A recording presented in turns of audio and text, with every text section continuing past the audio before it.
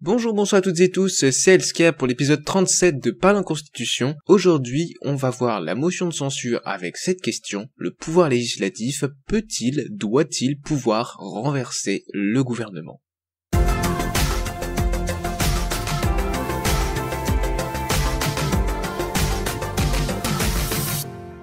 Mais comme d'habitude, quelques rappels. D'abord, quelques rappels, l'épisode 34 bien sûr, la responsabilité politique du gouvernement devant le Parlement. Et oui, il faut le rappeler, cet épisode est une suite. C'est une suite des épisodes 34, 35, aussi un peu 36, qui parlent de la responsabilité politique du gouvernement et comment ça se concrétise. Le gouvernement est responsable devant le Parlement. Comment ça se concrétise ? Le contrôle, la motion de censure, peut-être, c'est ce qu'on va voir dans cet épisode.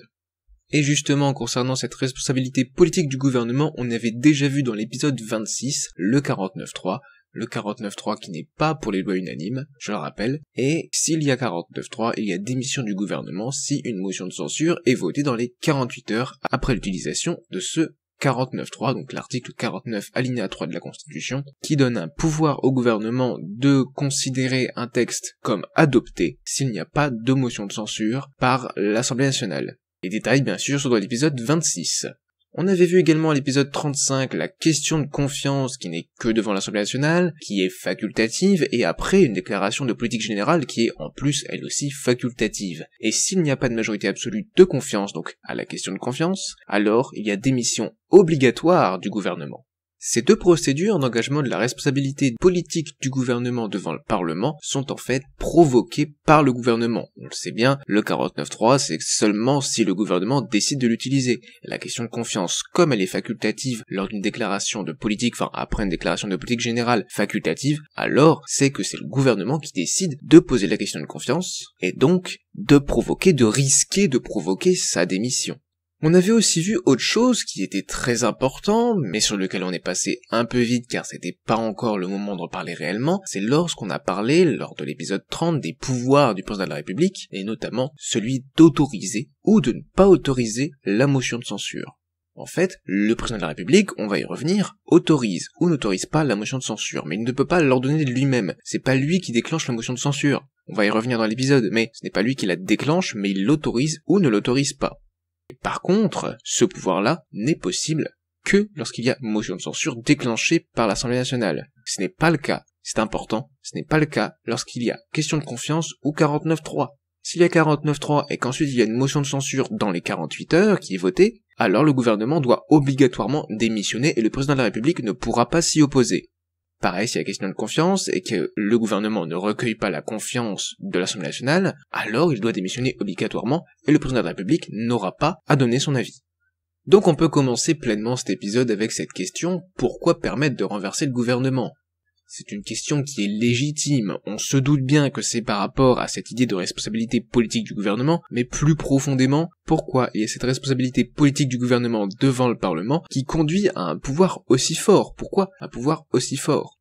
Eh bien c'est très simple en réalité, c'est par rapport à cette idée de séparation des pouvoirs et surtout car le gouvernement a beaucoup de pouvoirs et peut en abuser. Donc séparation des pouvoirs, relation entre les pouvoirs, je le rappelle, bien sûr ce qu'avait dit Montesquieu, c'est une expérience éternelle que tout homme qui a du pouvoir est porté à en abuser, il va jusqu'à ce qu'il trouve des limites. Et la possibilité pour l'Assemblée nationale de renverser le gouvernement, c'est une de ces limites.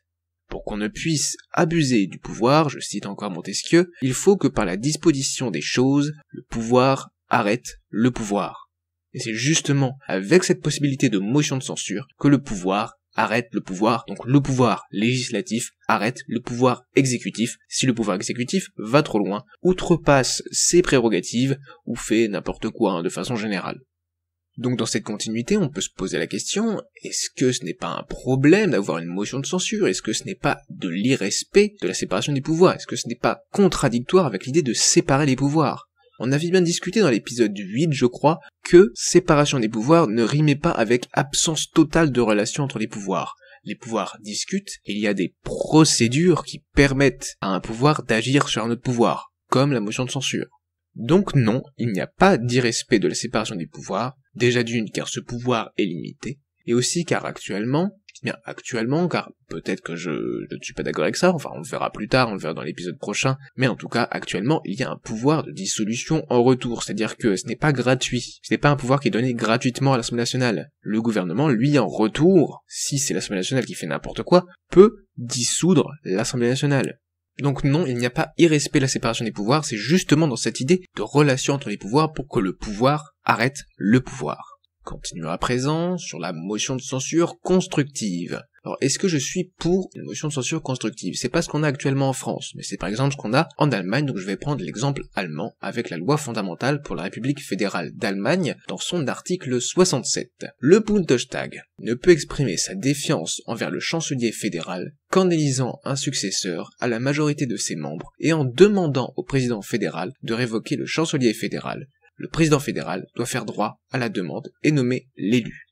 Pour que vous compreniez mieux, on va transposer les différents organes qui sont dits ici aux organes français. Le Bundestag devient l'Assemblée nationale, le chancelier fédéral, le Premier ministre, et le président fédéral, le président de la République. Donc, s'il y avait une motion de censure constructive en France, ça donnerait quoi? Ça donnerait l'Assemblée nationale ne peut exprimer sa défiance, donc voter une motion de censure, envers le gouvernement, le Premier ministre, qu'en élisant un successeur, un nouveau Premier ministre, à la majorité de ses membres, et en demandant au président de la République de révoquer le Premier ministre et le gouvernement. Le président de la République devant faire droit à la demande et nommer l'élu. Ça, c'est si je transpose dans un cadre français. Vous voyez qu'ici, l'idée importante, c'est que la motion de censure n'est possible que si le Parlement, si l'Assemblée nationale, si la Chambre basse réussit plutôt à voter, déjà pour la motion de censure, mais aussi pour élire un successeur, donc un nouveau Premier ministre, ou équivalent. Donc c'est l'idée que on ne peut renverser un gouvernement que en élisant un autre, en formant un autre. Donc ici, c'est bien l'Assemblée nationale qui viendrait former un nouveau gouvernement, donc former le gouvernement. Rien que cette phrase que je viens de dire devrait vous indiquer ma position là-dessus. Mais on va quand même continuer cet article qui n'est pas fini avec son deuxième alinéa. 48 heures doivent s'écouler entre le dépôt de la motion et l'élection. Donc cette idée-là, je l'ai mis ici quand même pour avoir l'article en entier déjà, et aussi pour faire écho à la procédure actuelle en France. Donc quel est mon avis là-dessus? Mon avis, c'est qu'il ne faut pas qu'il y ait une motion de censure constructive. Pour moi, selon moi, c'est une ingérence du pouvoir législatif dans le pouvoir exécutif. Les deux pouvoirs sont séparés, pour respecter la séparation des pouvoirs, pour éviter un abus de pouvoir, mais si il y a motion de censure constructive, c'est que le Parlement, l'Assemblée nationale, la Chambre basse, pourrait élire le gouvernement, donc choisir le gouvernement, et contrôler vraiment, pas dans un sens de pouvoir de contrôle, mais là réellement diriger le gouvernement. Ainsi on aurait quoi? On aurait une confusion entre les deux pouvoirs. C'est absolument ce qu'il faut éviter pour ne pas aller vers un régime d'assemblée. Les deux pouvoirs sont séparés pour une raison, ils doivent le rester. C'est ma position, c'est mon avis, vous avez le droit de pas être d'accord, n'hésitez pas à argumenter votre position dans les commentaires, mais en tout cas, pour moi, c'est une véritable ingérence du pouvoir législatif dans le pouvoir exécutif, et c'est pour ça qu'il ne doit pas y avoir de motion de censure constructive, et que je trouve cette procédure, disons, un peu dangereuse, même si elle se comprend historiquement pour des pays comme l'Allemagne, ou d'autres, puisque dans leur histoire, il y a eu des cas où il y a eu des motions de censure très fréquentes, votées par des partis fortement en désaccord.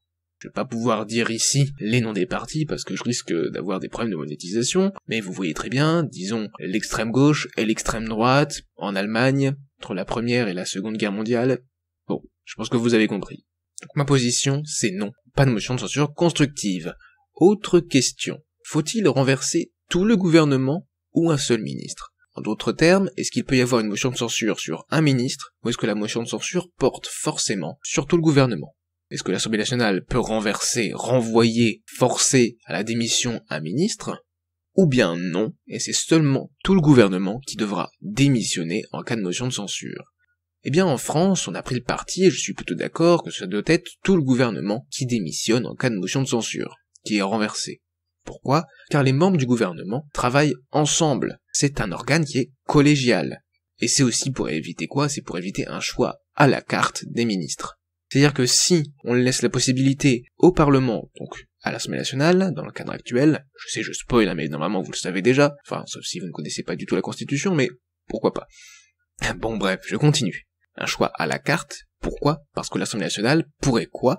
Pourrait choisir quel ministre elle souhaite.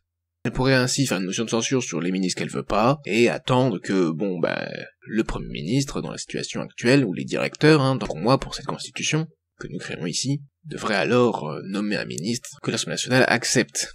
Donc c'est un peu comme si l'Assemblée nationale décidait qui était ministre, et choisirait, tiens, ce ministre-là je le veux pas, hop, mention de censure, hop, il dégage, lui non plus, mention de censure, il dégage. Monsieur le Premier ministre, messieurs les directeurs, s'il vous plaît, nommez des gens qui nous correspondent, que nous acceptons, des gens que nous voulons, pourquoi pas nommer telle personne, clin d'œil, clin d'œil. Et hop, les directeurs nomment les bonnes personnes pour l'Assemblée nationale. C'est quelque chose qui est mauvais selon moi, mais vraiment mauvais. C'est, du coup, un problème aussi de séparation des pouvoirs. On aurait là aussi une ingérence du pouvoir législatif dans le pouvoir exécutif. Ce n'est pas à l'Assemblée nationale, au Parlement même en général, de décider qui sont les ministres. Évidemment qu'ils doivent travailler ensemble et que si le travail est réellement impossible, il doit y avoir une motion de censure et un gouvernement qui saute. Mais ce n'est pas au Parlement de décider qui sont les membres du gouvernement. Une fois ceci dit, on va enfin pouvoir passer à la procédure actuelle. La procédure actuelle, j'en ai déjà parlé dans l'épisode 34, mais on va le revoir ici puisqu'on ne l'avait pas détaillé. Donc c'est l'article 49, alinéa 2 de la Constitution de la Ve République. Qu'est-ce que cet alinéa nous dit? Il nous dit ceci. L'Assemblée nationale met en cause la responsabilité du gouvernement par le vote d'une motion de censure. Une telle motion n'est recevable que si elle est signée par 1/10 au moins des membres de l'Assemblée nationale. Le vote ne peut avoir lieu que 48 heures après son dépôt. Seuls sont recensés les votes favorables à la motion de censure qui ne peut être adoptée qu'à la majorité des membres composant l'Assemblée. Sauf dans le cas prévu à l'alinéa ci-dessous, donc l'alinéa 3, le 49.3, un député ne peut être signataire de plus de 3 motions de censure au cours d'une même session ordinaire et de plus d'une au cours d'une même session extraordinaire. Bien, donc si on doit détailler, on a quoi? On a 1/10 des députés pour l'initiative, donc 1/10 des députés signent la motion de censure, donc des députés que l'Assemblée nationale, ce que je dis en fait depuis tout à l'heure, 1/10 des députés signent la motion de censure est soumise au vote. Ça veut pas dire qu'elle est adoptée. 1/10 des députés, c'est pour l'initiative uniquement. Une fois qu'on a cette initiative, il y a un délai de 48 heures après le dépôt de cette motion de censure pour le vote. Ça laisse le temps de la réflexion, parce que c'est quand même une décision importante de renverser un gouvernement. Ensuite, donc, il y a le vote. Et lors de ce vote, par contre, on ne recense que les votes favorables. Pourquoi? Pour différentes raisons, on va revenir dessus après. Donc 1/10 des députés qui doivent la signer, la motion de censure, pour qu'il y ait initiative. Un délai de 48 heures après le dépôt pour laisser le temps de la réflexion, donc avant le vote. Pendant le vote, on ne recense que les votes favorables, et pour qu'il y ait adoption, il faut qu'il y ait majorité absolue. C'est-à-dire au moins la moitié des députés. Pas des députés présents, mais des membres de l'Assemblée nationale, de tous les députés, de tous les élus députés. Autre point important, la limite de 3 signatures par session ordinaire et 1 par session extraordinaire pour chaque député. C'est-à-dire que un député peut signer 3 motions de censure par session ordinaire et 1 par session extraordinaire. Ça ne veut pas dire qu'il ne peut y avoir que 3 motions de censure par session ordinaire. Non. Ça veut dire que chaque député peut participer à la signature d'une motion de censure que 3 fois par session ordinaire et que 1 fois par session extraordinaire. Je dis bien signature et pas vote. Évidemment, les députés votent à chaque fois qu'il y a une motion de censure, même s'ils ont déjà signé 3 motions de censure sur une session ordinaire. Ça, c'est pour l'initiative. Cette limite servant à éviter qu'il y ait des motions de censure tous les 4 matins. Ça ralentirait beaucoup trop le travail de l'Assemblée nationale, plus de montrer l'immaturité des députés qui enclencheraient des motions de censure pour juste faire de la com, de la communication. Alors, pourquoi cette procédure pose problème? Car oui, elle pose problème selon moi, il y a quelques problèmes avec cette procédure, en tout cas par rapport à la constitution que je suis en train de créer dans cette série. Les 2 problèmes sont les suivants selon moi. L'initiative est trop facile. C'est que doit être quelque chose de sérieux de renverser un gouvernement. S'il n'y a besoin que de 10% des députés, j'estime en tout cas que ce n'est pas assez. Ce n'est pas assez car on risque d'avoir beaucoup trop de motions de censure qui ne sont en réalité que des instruments de communication pour les partis d'opposition. Aussi, je pense qu'il y a un autre problème avec cette procédure, c'est qu'il y a un vrai risque d'instabilité à cause du nouveau mode de scrutin pour les députés dans cette constitution, donc il nous faut un garde-fou. Pourquoi un risque d'instabilité? Parce que avec de la proportionnelle, car je le rappelle, à l'Assemblée nationale, dans ma constitution, dans cette série, j'ai dit que j'aimerais bien qu'il y ait 50% des députés qui soient élus par la proportionnelle, et donc s'il y a proportionnelle, il y a plus de chances d'avoir plein de partis minoritaires. Plus de partis minoritaires, donc moins de soutien pour former une majorité, moins de possibilités de former une majorité claire qui soutienne un gouvernement. Donc plus de chances qu'il y ait de motions de censure.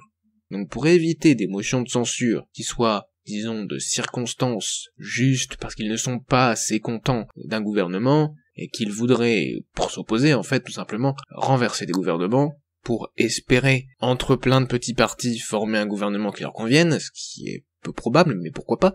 Eh bien pour éviter ça, pour éviter des motions de censure qui n'aient pas de sens, qui soient juste des coups de com' ou des coups politiciens, il faudrait un garde-fou, selon moi. Et donc, quel serait ce garde-fou? On va le voir tout de suite avec ma proposition de nouvelle procédure. Vous allez voir, elle est un peu différente de celle actuelle, mais il reste quand même des choses identiques. Ça devrait être que l'Assemblée nationale seulement. Pourquoi pas la Chambre des sages? La Chambre des sages, elle vote les lois unanimes principales éminentes, et pas la loi courante. Elle n'a pas de relation directe, en tout cas courante, quotidienne, avec le gouvernement. Elle n'exerce donc pas un contrôle plein, un contrôle entier sur le gouvernement, et n'a pas à le renverser. Disons le plus simplement, son rôle est trop éloigné de la gestion courante des affaires politiques, donc de ce que fait le gouvernement. Également, autre point, l'initiative serait à 2/10 des députés qui doivent signer la motion de censure pour qu'il y ait initiative.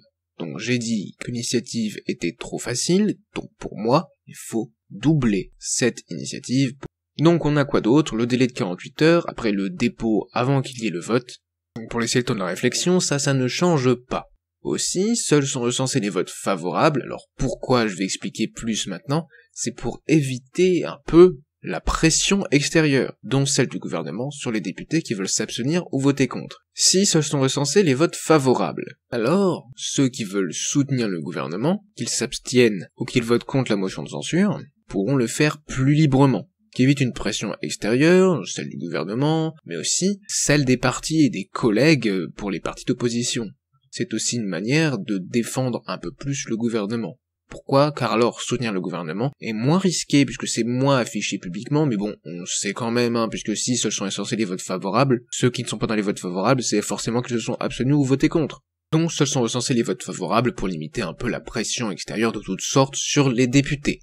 Autre chose, l'adoption à la majorité absolue serait maintenue. Pourquoi une adoption à la majorité absolue? Tout simplement car ça signifie que au moins la moitié de l'Assemblée nationale ne soutient pas le gouvernement. Ça place le gouvernement en minorité, et donc il n'y a plus assez de confiance au sein de l'Assemblée nationale envers le gouvernement, et le gouvernement devrait donc démissionner. Je dis bien devrait, car en réalité, il y a un garde-fou, mais on va le voir après cet autre point, la limite actuelle serait conservée, donc pour éviter, comme je l'ai dit, qu'il y ait trop de motions de censure de communication, qui soient des coups de com', on limite quand même à 3 signatures de motion de censure par session ordinaire et une par session extraordinaire pour chaque député. Et comme je le disais avant, il y a un garde-fou qui est le président de la République qui autorise ou refuse la motion de censure. Pour être clair là-dessus, c'est un garde-fou qui évite, comme je le disais avant, l'utilisation de la motion de censure comme instrument de communication et comme pouvoir de pression trop forte de l'opposition. En tout cas de ceux qui ne sont pas dans la majorité, qui ne soutiennent pas le gouvernement. Donc ça limite aussi l'instabilité. Le président de la République doit autoriser la motion de censure pour que le gouvernement soit renversé. Il va contrôler, en tant qu'arbitre, puisque c'est son rôle principal, en tant qu'arbitre, il va regarder, il va analyser la situation et dire bon, je comprends, je vais valider, ou pas, ce qu'a dit l'Assemblée nationale. Oui, le gouvernement ne joue pas son rôle, les conditions ne sont plus réunies pour une collaboration entre le gouvernement et l'Assemblée nationale. Oui, il y a abus de pouvoir, ça c'est possible aussi, donc j'autorise la motion de censure. Ou bien non. Et s'il dit non, il n'y a pas de renversement. S'il refuse, s'il s'oppose, il n'y a pas de renversement. La motion de censure n'est pas effective, le gouvernement reste en place. Évidemment, le président de la République, s'il fait ça, doit le justifier. D'un point de vue politique, c'était pas obligatoire, il peut très bien se taire et dire juste non, je soutiens mon gouvernement, c'est moi qui ai nommé les directeurs, ils font ce qu'ils veulent, mais ce n'est pas comme ça que ça doit se passer. doit quand même se justifier, notamment auprès de ses électeurs qui peuvent le révoquer via un RIC. C'est tout un jeu de discussion, de pouvoir politique, de compromis, de discussion en fait entre les différents pouvoirs. C'est réellement ça que j'essaie de créer via cette constitution, via ces relations entre les différents pouvoirs, entre le gouvernement, entre le président de la République, entre l'Assemblée nationale. C'est un jeu de discussion. Les choses sont importantes, les pouvoirs ont des conséquences, on ne renverse pas un gouvernement sans raison, il y a séparation des pouvoirs entre le pouvoir exécutif et le pouvoir législatif pour des raisons très claires, les rôles de chacun doivent être respectés. S'il y a des problèmes d'entente et de collaboration entre les deux, il peut y avoir renversement du gouvernement, et peut-être même dissolution de l'Assemblée nationale, mais dans ce cas-là, il faut que ce soit justifié. Il faut qu'il y ait un réel abus de pouvoir du gouvernement ou une impossibilité de collaboration entre les deux pouvoirs. Si c'est bien le cas, alors le président de la République autorise la motion de censure et le gouvernement est renversé.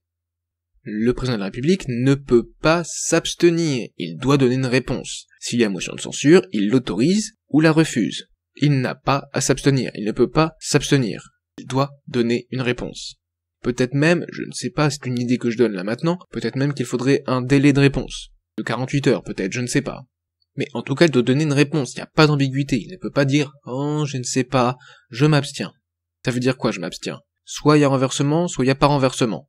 Et c'est au président de la République de décider, d'arbitrer cette motion de censure. Ce conflit donc entre le gouvernement et l'Assemblée nationale. Mais avant de passer à la conclusion de cet épisode, petit rappel, petite précision, je le répète, encore comme en début de cet épisode, cette autorisation ou ce refus de la motion de censure par le président de la République n'est valable que dans le cadre de cette procédure de motion de censure, pas dans le cadre du 49.3 ou de la question de confiance. Si le gouvernement n'obtient pas la confiance lors d'une question de confiance, il démissionne obligatoirement. Le président de la République n'a pas à dire son mot. S'il y a 49.3 et qu'il y a une motion de censure qui est votée dans les 48 heures, le gouvernement démissionne. Le président de la République n'a pas à donner son avis non plus.